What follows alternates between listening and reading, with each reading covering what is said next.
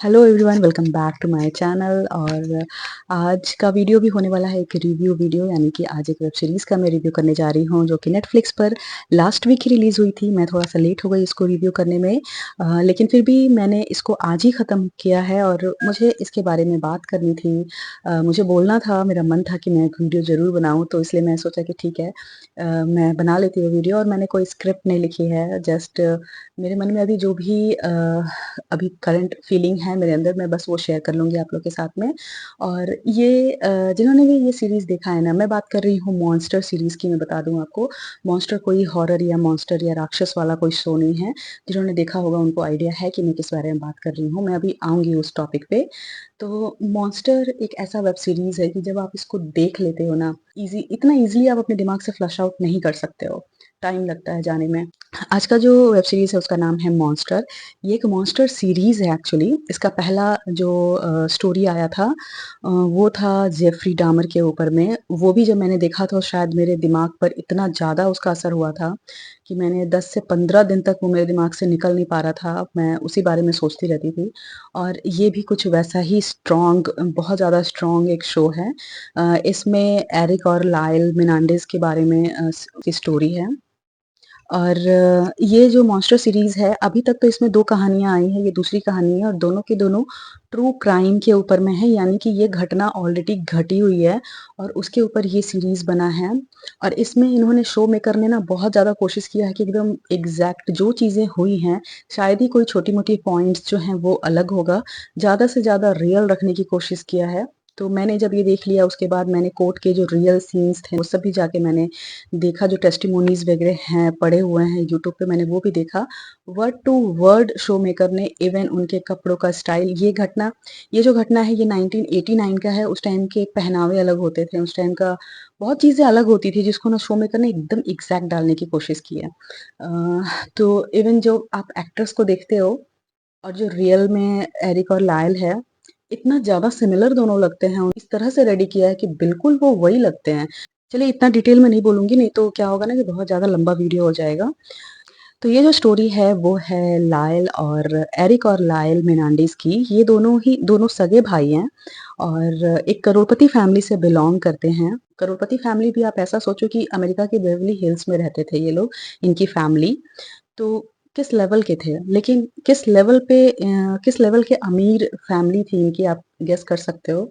उसके बावजूद इनके परिवार में शांति बिल्कुल नहीं थी। एनीवेज़, तो इन दोनों भाइयों के लाइफ में ऐसा कुछ होता है कि ये दोनों अपने माँ-बाप का बहुत ही बुरी तरीके से, बहुत ब्रूटल मर्डर करते हैं। और इस सीरीज़ में भी जो सीन दिखाया गया है ना उनके मर्डर का, एक तो बहुत क्लोज़ टू रियल है वो। और वो देखने के बाद आप जल्दी भुला नहीं सकते हो कि उन्होंने अपने सगे माँ-बाप को मार डाला था। उसके बाद आप सीरीज़ में देखो कि उन्होंने ऐसा क्या हुआ था जिसकी वज़ह से इन्होंने ऐसा किया। कोर्ट रूम सीन चलता है, कैरेक्टर्स सारे दिखाए जाते हैं, उनके फैमिली, उनके जो माता-पिता थे होज़े और किटी मेनांडेज़, उनकी स्टोरी दिखाई जाती है कि उसके पापा जो हैं वो एवरीथिंग परफेक्ट चाहते थे, अपने बच्चों को परफेक्ट बनाना चाहते थे। लेकिन जैसे सेक्सुअल एंड फिज़िकल अब्यूज़ की बात है जो सगे माँ-बाप अपने बच्चों के साथ उन्होंने किया, तो ये किस हद तक सच है, किसने झूठ बोला। तो इन दोनों ने मर्डर कर दिया और उसके बाद फिर कहानी आगे चलती है कि क्यों उन्होंने ऐसा किया। कोर्ट रूम सीन्स आते हैं, ट्रायल चलता है और जब वो लोग कोर्ट में अपनी कहानी बताना स्टार्ट करते हैं, तो फिर शो बिल्कुल ही चेंज हो जाता है। आप सोचने लगते हो कि ऐसा भी हो सकता है, उसमें तो कुछ ऐसी भी बातें कही गई है शायद आप सुन भी ना सको। बहुत मुश्किल है उन सब चीज़ों को सुन पाना। और ये चीज़ें आपको हिट तब ज़्यादा करती है ना जब आपको लगता है कि यार ये सच है, ये सब कुछ हो चुका है। फिज़िकल एंड सेक्सुअल अब्यूज़ करते हैं उनका, और उनकी माँ को पता होते हुए भी वो इग्नोर करती है। उनकी लाइफ़ की एक अलग ही प्रॉब्लम चल रही होती है। उनको लगता है कि उनके बच्चों की वज़ह से उनके और उनके पति के बीच में डिस्टेंस आ गया, तो वो अपने बच्चों को ही दुश्मन समझती है। तो ये इस चीज़ को इतने सही ढंग से दिखाया गया है ना कि मैं क्या बताऊँ। आप इसमें टोटल, मैंने देखो पहले एपिसोड्स की बात नहीं की, इसमें टोटल 9 एपिसोड्स हैं। सारे एपिसोड अराउंड 40 से 50 मिनट के आसपास का है।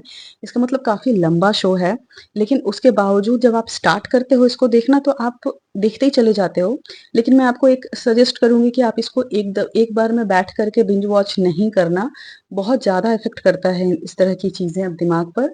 तो आप धीरे-धीरे, हल्के-हल्के में देख लेना। अच्छा शो है, अगर आपको ट्रू क्राइम सीरीज़ वगैरह देखना पसंद है तो आपको डेफ़िनिटली पसंद आएगा। सारे एक्टर्स ने एक्टिंग भी बहुत अच्छी एक्टिंग की है।